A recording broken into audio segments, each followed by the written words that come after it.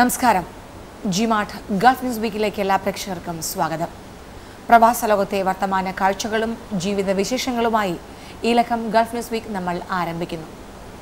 മണൽപ്പരപ്പിൽ ജീവിതം കോർത്തവരുടെ മോഹങ്ങളും മോഹഭംഗങ്ങളും പ്രതീക്ഷകളും നിരാശകളും ചേരുന്ന വർത്തമാന കാഴ്ചകളിലേക്ക് വിചാരങ്ങളിലേക്ക് എല്ലാ പ്രേക്ഷകർക്കും സ്വാഗതം. 2 ദിവസത്തെ സന്ദർശനത്തിനായി UAE-യിലെത്തിയ പ്രധാനമന്ത്രി നരേന്ദ്രമോദിക്ക് ഊഷ്മളമായ വരവേൽപ്പാണ് UAE ഭരണാധികാരികൾ നൽകിയത്.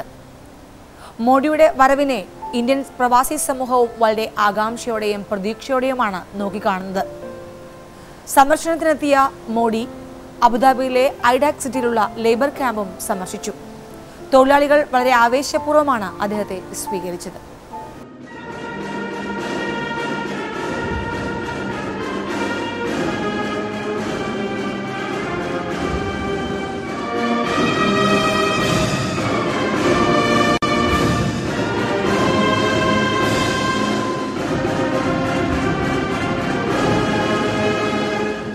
രണ്ട് ദിവസത്തെ UAE സന്ദർശനത്തിനായി ഓഗസ്റ്റ് 16-ന് UAE-യിലേക്ക് തിരിച്ച ഇന്ത്യൻ പ്രധാനമന്ത്രി നരേന്ദ്രമോദി ഉച്ചയ്ക്ക് UAE സമയം 2:55-ന് അബുദാബി വിമാനത്താവളത്തിൽ എത്തിച്ചേർന്നു.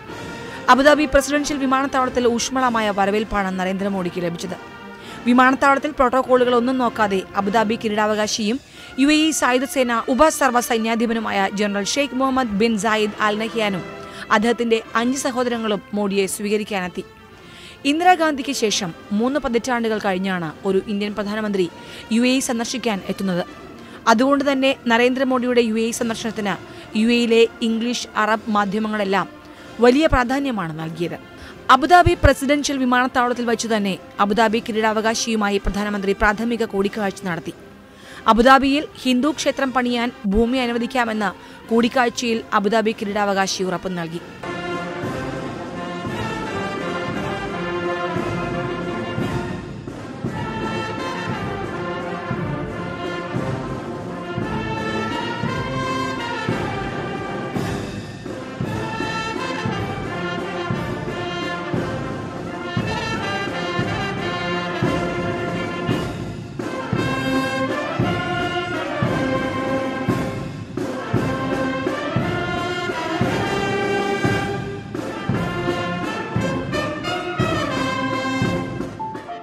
അതിനുശേഷം നേരെ അബുദാബിയിലെ എമിറേറ്റ്സ് പാലസ് ഹോട്ടലിലേക്കായിരുന്നു പ്രധാനമന്ത്രിയുടെ യാത്ര. പ്രധാനമന്ത്രിയുടെ താമസവും അവിടെ തന്നെയായിരുന്നു. വൻ മാധ്യമപ്പടയാണ് എമിറേറ്റ്സ് പാലസ് ഹോട്ടലിൽ മോദിയെയും കാത്തുനിന്നത്. മാധ്യമപ്രവർത്തകർ തങ്ങളുടെ പ്രതീക്ഷകളും പങ്കുവച്ചു. ഇവിടുത്തെ 25 ലക്ഷത്തിലധികം വരുന്ന മലയാളികൾ, അതിൽ മലയാളികളടക്കമുള്ള ഇന്ത്യക്കാരിൽ വലിയൊരു പ്രതീക്ഷയാണ് വളർത്തിയിരിക്കുന്നത്. ഇവിടെ മാത്രമല്ല, മറ്റുള്ള ഗൾഫ് രാജ്യങ്ങളിൽ ഒക്കെ ഉള്ള മലയാളികൾക്ക് ഇതൊരു വലിയൊരു പ്രചോദനമാണ്. പക്ഷേ അദ്ദേഹത്തിൻ്റെ രാഷ്ട്രീയ താല്പര്യങ്ങളും നയതന്ത്രപരമായിട്ടുള്ള കാര്യങ്ങളും ഒക്കെ മാറ്റി നിർത്തിയാൽ തന്നെ ഇന്ത്യയും UAE-യും തമ്മിലുള്ള ബന്ധങ്ങൾ ഇച്ചിരൂടെ ശക്തമാക്കാനായിട്ടുള്ളൊരു വലിയൊരു ഒരു കാൽവയ്പ്പായിരിക്കും ഇതെന്നാണ് ഞാൻ മനസ്സിലാക്കുന്നത്. കാരണം അദ്ദേഹത്തിൻ്റെ ആദ്യത്തെ വിസിറ്റ് തന്നെ ഇവിടെ വന്നതിന് ശേഷം അദ്ദേഹം ഗ്രാൻഡ് മോസ്ക്, ഷെയ്ഖ് സയ്യിദിനെ അടക്കം ചെയ്തിട്ടുള്ള ഗ്രാൻഡ് മോസ്കിലേക്കാണ്. അത് നമുക്കറിയാം, ഇന്ത്യയിലെ വർഗീയ വിദ്വേഷം വളരെ ആളിപ്പടരുന്ന ഒരു സമയമാണ്. ഈ പ്രത്യേകിച്ച് ഈ ഒരു ഹിന്ദു മജോറിറ്റി ഗവൺമെൻറ് വന്നതിന് ശേഷം പൊതുവേ മൈനോറിറ്റികളിൽ ഒരു വലിയൊരു ആകാംക്ഷയുണ്ട്. ആ ആകാംക്ഷ പല വർഗീയ ലഹളകളും മറ്റുള്ള പള്ളികൾ ആക്രമിക്കുന്നതൊക്കെ നമ്മൾ കണ്ടാണ്. അപ്പോൾ അതൊരു ഇൻ്റർനാഷണൽ ലെവലിൽ നരേന്ദ്രമോദിയുടെയും ഈ ഇന്ത്യൻ സർക്കാരിൻ്റെയും ഒരു ഇമേജിനെ ബാധിച്ചിട്ടുണ്ട്. അപ്പോൾ ഇതുപോലെ ഈ ഒരു മസ്ജിദിലെ, മിഡിൽ ഈസ്റ്റിലെ തന്നെ, ലോകത്തിലെ തന്നെ ഏറ്റവും വലിയൊരു മസ്ജിദിലെ ഒരു പ്രധാനമന്ത്രി, ഒരു മതത്തിൻ്റെ പേരിൽ ഉള്ള രാഷ്ട്രീയ പാർട്ടിയുടെ നേതാവ് കൂടിയായുള്ളൊരു ഇന്ത്യൻ പ്രധാനമന്ത്രി വന്ന് സന്ദർശിക്കുമ്പോൾ അതിനകത്തൊരു വലിയൊരു സന്ദേശമുണ്ട്. മതസൗഹാർദ്ദത്തിൻ്റെയും ഈ പറഞ്ഞ വർഗീയതയ്ക്കെതിരെയുള്ള അദ്ദേഹത്തിൻ്റെ സ്വാതന്ത്ര്യദിന പ്രസംഗത്തിലും അദ്ദേഹം വളരെ സജീവമായിട്ട് പറഞ്ഞൊരു 2 പോയിൻ്റാണ്. വർഗീയതയ്ക്കെതിരെയും ഈ പറഞ്ഞ ഒരു ജാതീയതയ്ക്കെതിരെയുള്ള ഒരു സമരം അത് ആവശ്യമാണെന്ന്. അപ്പം ഇങ്ങനെയുള്ളൊരു മെസ്സേജ്, ഇതൊരു ജസ്റ്റ് ഒരു ഡിപ്ലോമാറ്റിക് ഒരു ഇതാകാതെ ഇതിൻ്റെ ഒരു സിൻസിയറായിട്ടുള്ളൊരു സമീപനം നാട്ടിലും ഇവിടെയും അന്തർദേശീയ തലത്തിലും ഉണ്ടായിക്കഴിഞ്ഞാൽ അത് ഇന്ത്യ എന്ന് പറയുന്ന രാജ്യത്തിൻ്റെ ഈ യശസ്സ് എല്ലായിടത്തും ഉയർത്തി കാണിക്കും. രാഷ്ട്രീയമായി BJP-യെ സംബന്ധിച്ചിടത്തോളം, കേന്ദ്ര സർക്കാരിനെ സംബന്ധിച്ചിടത്തോളം ഏറെ പ്രാധാന്യമർഹിക്കുന്ന ഒന്ന്, കഴിഞ്ഞ 2014 മെയ് മാസത്തിൽ അധികാരമേറ്റതിന് ശേഷം സന്ദർശിക്കുന്ന 26ാമത്തെ രാജ്യമാണ് പ്രധാനമന്ത്രി നരേന്ദ്രമോദി. അറബ് മേഖലയിലേക്കുള്ള അദ്ദേഹത്തിൻ്റെ ആദ്യത്തെ സന്ദർശനവുമാണ് ഇത്. എന്നുള്ളതും ഏറെ പ്രാധാന്യം നൽകുന്ന ഒന്ന് തന്നെയായിരിക്കും. 26 ലക്ഷം ഇന്ത്യക്കാരാണ് ഇവിടെ അധിവസിക്കുന്നത്. അത് മറ്റൊരു പോയിന്റാണ്. ഇത്രയും പേർ ഇന്ത്യക്ക് പുറത്ത് വസിക്കുന്ന ഒരു രാജ്യത്തേക്ക് ഒരു ഇന്ത്യൻ പ്രധാനമന്ത്രി വരുവാനായി 34 വർഷം കാത്തിരിക്കേണ്ടി വന്നു എന്നുള്ളതാണ് വലിയൊരു പോയിന്റ്. അവിടെയാണ് അഡ്വാൻറ്റേജ്. ആത്മാർത്ഥതയുണ്ടെങ്കിൽ, ജനങ്ങളോട് ആത്മാർത്ഥതയുണ്ടെങ്കിൽ അഡ്വാൻറ്റേജ് ഉണ്ടാക്കേണ്ടത് അവരോടുള്ള നല്ല സമീപനത്തിലൂടെ, നല്ല തീരുമാനങ്ങളിലൂടെ ആയിരിക്കണം എന്നുള്ളതാണ് ഏവരും പ്രതീക്ഷിക്കുന്നത്. പിന്നീട് മാധ്യമപ്രവർത്തകരുടെ കാത്തിരിപ്പിന് വിരാമമിട്ട് വിദേശകാര്യ വക്താവ് വികാസ് സ്വരൂപ് വാർത്താസമ്മേളനം നടത്തി. തുടർന്ന് വൈകിട്ട് 5-ന് പ്രധാനമന്ത്രി ലോകത്തിലെ ഏറ്റവും വലിയ 3ാമത്തെ പള്ളിയായ ഷെയ്ഖ് സായിദ് ഗ്രാൻഡ് മോസ്ക് സന്ദർശിച്ചു. വളരെ ആവേശത്തോടെയും സന്തോഷത്തോടെയുമാണ് മോദി മസ്ജിദ് കാണാനെത്തിയത്. UAE രാഷ്ട്രപിതാവ് ഷെയ്ഖ് സായിദിന്റെ ഖബറിടം സന്ദർശിച്ച് ആദരാഞ്ജലികൾ അർപ്പിക്കാനും മോദി തയ്യാറായി. വ്യാവസായിക പ്രമുഖരായ MA യൂസഫ് അലിയും BR ഷെട്ടിയും പ്രധാനമന്ത്രിയെ അനുഗമിച്ചു.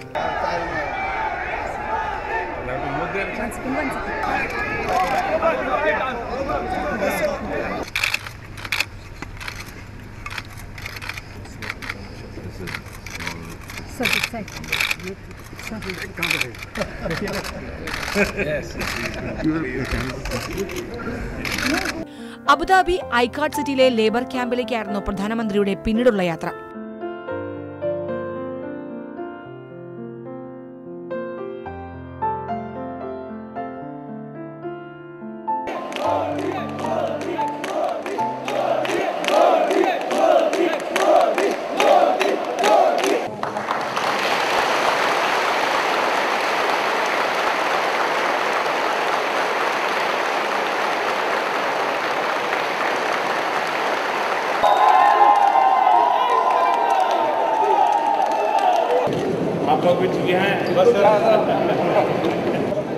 സാധാരണ തൊഴിലാളികളുമായി കുശലം പറയുവാനും ഒപ്പം നിന്ന് ഫോട്ടോ എടുക്കുവാനും മോദി തയ്യാറായി. चलिए, कहाँ से हो प्यारे? इंडिया। यहाँ इंडिया। वाह, राजस्थान से किस जगह से? बीकानेर। बीकानेर के जी यहाँ के लोगों को खिलाते हुए नहीं खिलाते? पंजाब से हैं? कहाँ से? जलन।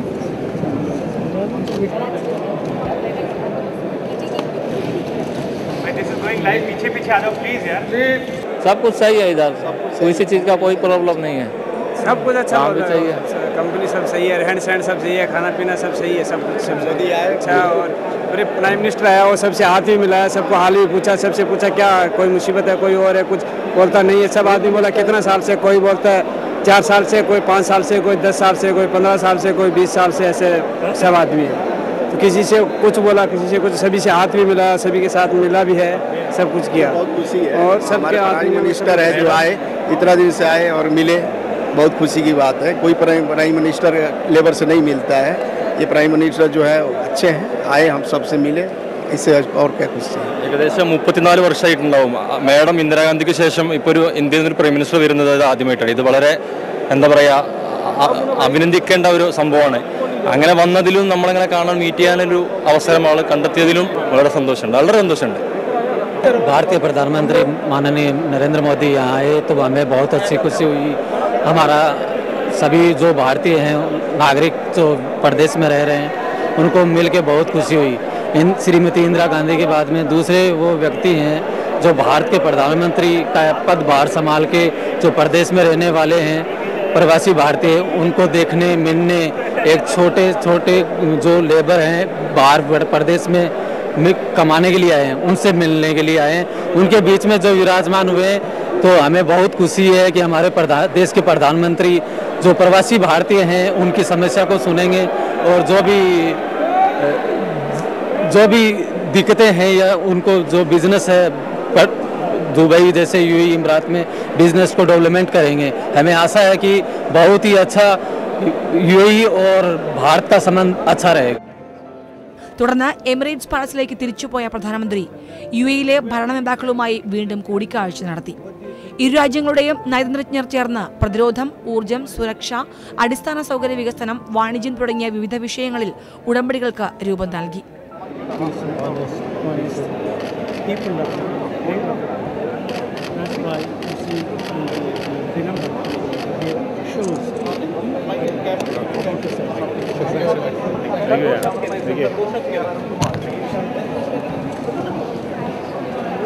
ഓഗസ്റ്റ് 17 രാവിലെ 8 മണിക്ക് അബുദാബിയിലെ ലോകപ്രശസ്തമായ കാർബൺ രഹിത നഗരമായ മസ്ദാർ സിറ്റിയിലെ ഗവേഷണ കേന്ദ്രങ്ങൾ സന്ദർശിച്ചുകൊണ്ടാണ് നരേന്ദ്രമോദിയുടെ UAE പര്യടനത്തിന്റെ 2ാം ദിവസം ആരംഭിച്ചത്. തുടർന്ന് മസ്ദാർ ഇൻസ്റ്റിറ്റ്യൂട്ടിലെ ബിസിനസ് മീറ്റിലും മോദി സംബന്ധിച്ചു. UAEയിലെ പ്രമുഖ ധനകാര്യ വാണിജ്യ സ്ഥാപനങ്ങളുടെ മേധാവികളും പ്രമുഖ ഇന്ത്യൻ വ്യവസായികളും സമ്മേളനത്തിൽ സംബന്ധിച്ചു. ഇന്ത്യയിൽ തുറന്നുകിടക്കുന്ന നിക്ഷേപ സാധ്യതകളെപ്പറ്റി പ്രധാനമന്ത്രി സംസാരിച്ചു.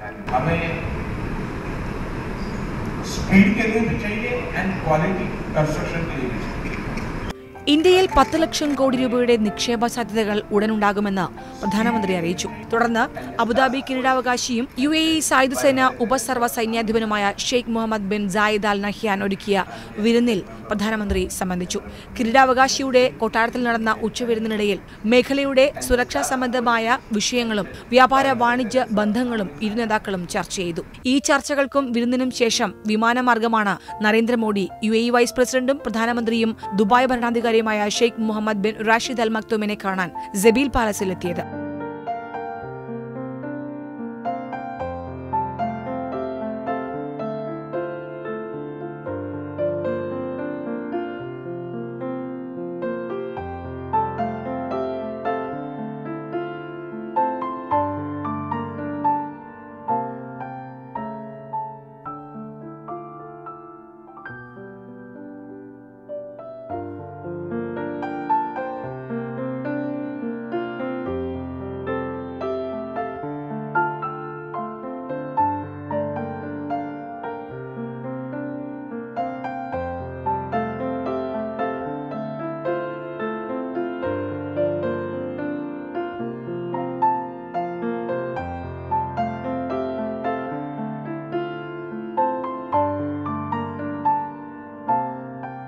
UAEയിലെ Indian ambassador TP Sitaram Dubai Oberoi ഹോട്ടലിൽ ഒരുക്കിയ സ്വീകരണ ചടങ്ങിലേക്കായിരുന്നു പ്രധാനമന്ത്രി പിന്നീടെത്തിയത്.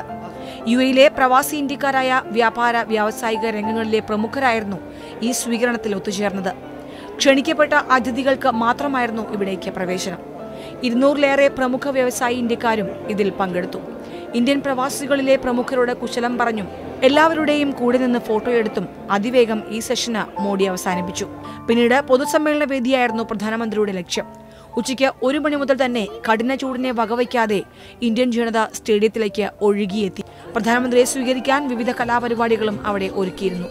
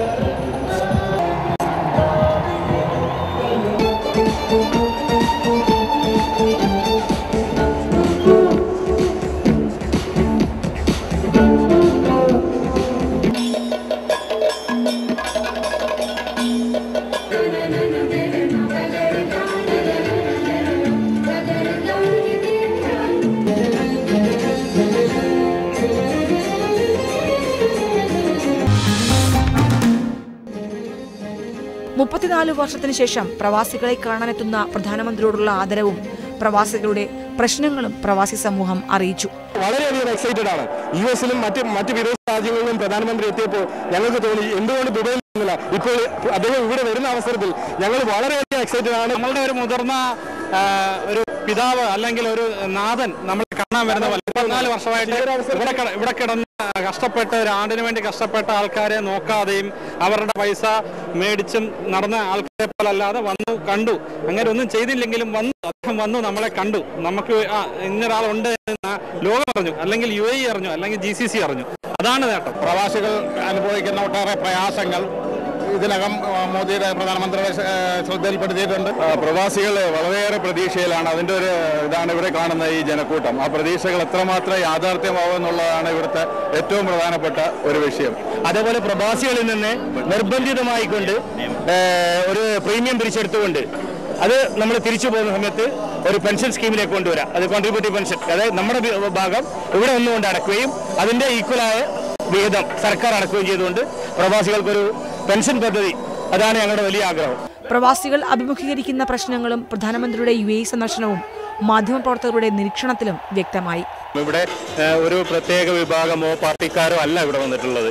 ഇവിടെ എല്ലാ വിഭാഗത്തിൽപ്പെട്ടവരും, എല്ലാ ജാതി മതത്തിൽപ്പെട്ടവരും, എല്ലാ പാർട്ടിക്കാരും വളരെ സന്തോഷത്തോടു കൂടി ഉച്ചയ്ക്ക് 12 മണിക്ക് തന്നെ ഇവിടെ വളരെ വലിയ ക്യൂ ആണ് പ്രത്യക്ഷപ്പെട്ടത്.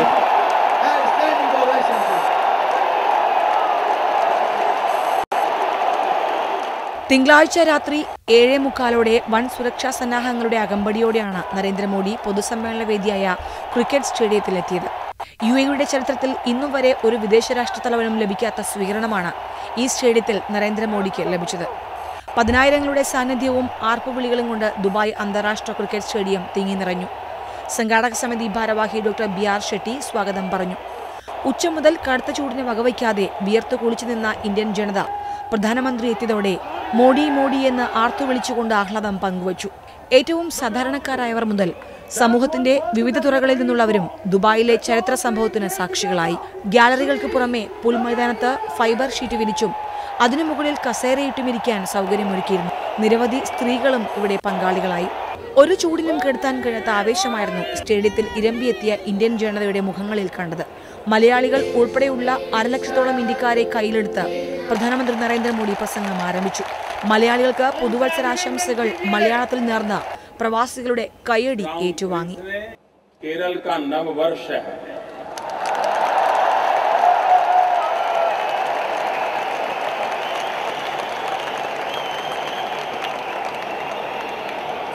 मलयाली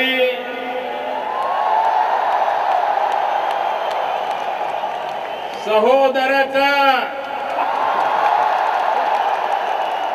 एंटे हृदयम निरन्य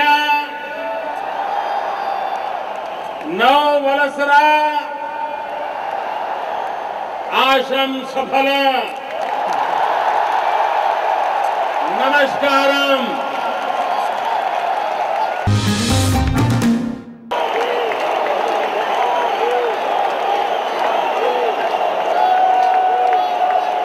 ഭീകരവാദം, ഇന്ത്യയുടെ UAE ബന്ധം തുടങ്ങിയ വിഷയങ്ങളിലൂന്നിയായിരുന്നു പ്രധാനമന്ത്രിയുടെ പ്രസംഗം. മോഡി എന്ന് ആരവം മുഴക്കിയ പ്രവാസികൾക്ക് മുന്നിൽ ഭാരത് മാതാ കി ജയ് എന്ന് പറഞ്ഞാണ് അദ്ദേഹം പ്രസംഗം തുടങ്ങിയത്. തനിക്ക് ലഭിച്ച ഊഷ്മളമായ വരവേൽപ്പിനും സ്നേഹത്തിനും UAEയിലെ ഭരണാധികാരികൾക്ക് അദ്ദേഹം നന്ദി അറിയിച്ചു. അബുദാബിയിൽ ക്ഷേത്രം പണിയാൻ ഭരണകൂടം സ്ഥലം അനുവദിച്ചിട്ടുണ്ടെന്നും മോഡി അറിയിച്ചു.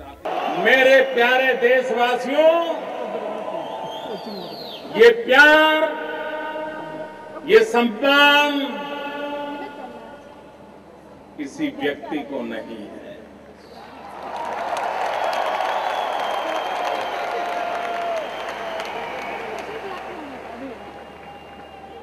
ये 125 करोड़ देशवासियों का सम्मान है.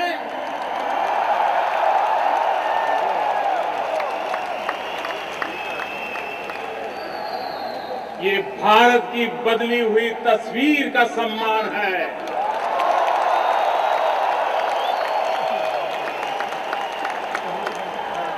अबू धाबी के हिज हाइनेस क्राउन प्रिंस भारतीय समुदाय के लिए मंदिर बनाने के लिए जगह देने का निर्णय किया.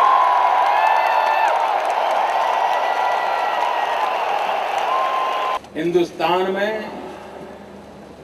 4.5 लाख करोड़ रुपया का निवेश करने का संकल्प हो.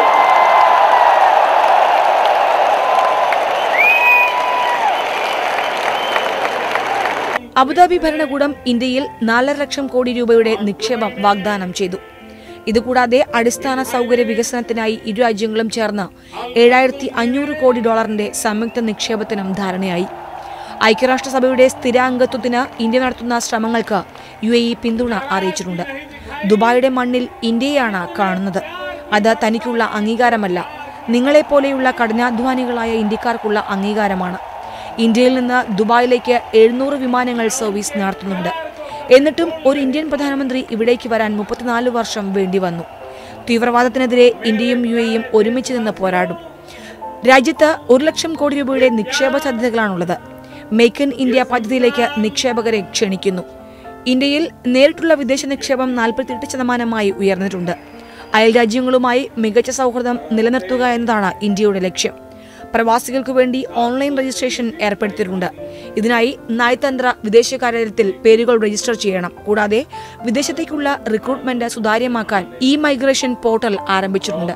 ഇതിലെ അപാകതകൾ 30 ദിവസത്തിനകം പരിഹരിക്കുമെന്നും മോഡി ഉറപ്പ് നൽകി. വിദേശത്തുള്ളവരുടെ സഹായത്തിനായി എല്ലാ എംബസികൾക്കും ഇന്ത്യൻ കമ്മ്യൂണിറ്റി വെൽഫെയർ ഫണ്ട് എന്ന പേരിൽ സഹായ നിധിയുണ്ട്. അസുഖബാധിതർക്കും ജയിലിൽ നിന്ന് രക്ഷ നേടാൻ അർഹതപ്പെട്ടവർക്കും ഈ ഫണ്ട് വിനിയോഗിക്കാമെന്നും മോഡി പറഞ്ഞു. അതേസമയം പ്രവാസി സമൂഹം പ്രതീക്ഷിച്ച വിമാനയാത്രാ പ്രശ്നം, പ്രവാസി വോട്ട് എന്നിവ സംബന്ധിച്ചുള്ള പ്രഖ്യാപനമൊന്നും പ്രധാനമന്ത്രിയുടെ ഭാഗത്തു നിന്നും ഉണ്ടായില്ല. UAE ഭരണാധികാരികളോടുള്ള ഇന്ത്യൻ ജനതയുടെ ആദരവ് പ്രകടിപ്പിച്ചും ഇന്ത്യൻ മണ്ണിന്റെ മുദ്രാവാക്യം വിളിപ്പിച്ചും ഇന്ത്യൻ പ്രവാസി സമൂഹത്തെ ആവേശത്തിലാഴ്ത്തിയാണ് നരേന്ദ്രമോദി വേദി വിട്ടത്. ഇന്ത്യയുടെ വിവിധ ഭാഗങ്ങളിൽ നിന്നും എത്തിയ വിവിധ മതങ്ങളിലും സംസ്കാരങ്ങളിലും പെട്ടവർ ഇന്ത്യ എന്ന ഒരൊറ്റ വികാരത്തിന് മുന്നിൽ ഒന്നിച്ച് അണിചേരുന്ന കാഴ്ചയ്ക്കാണ് ദുബായ് സ്റ്റേഡിയം സാക്ഷ്യം വഹിച്ചത്.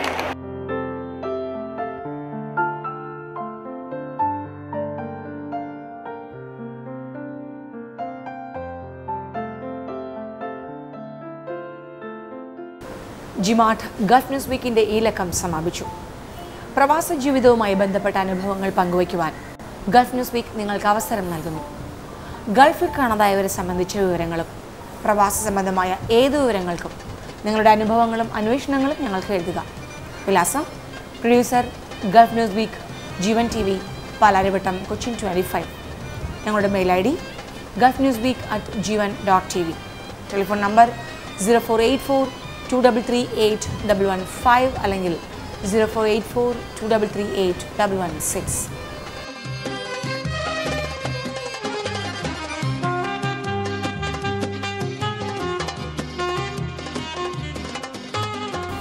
ജിമാർട്ട് ഗൾഫ് ന്യൂസ് വീക്ക് വീണ്ടും അടുത്തയാഴ്ച ഇതേ ദിവസം ഇതേ സമയം. നമസ്കാരം.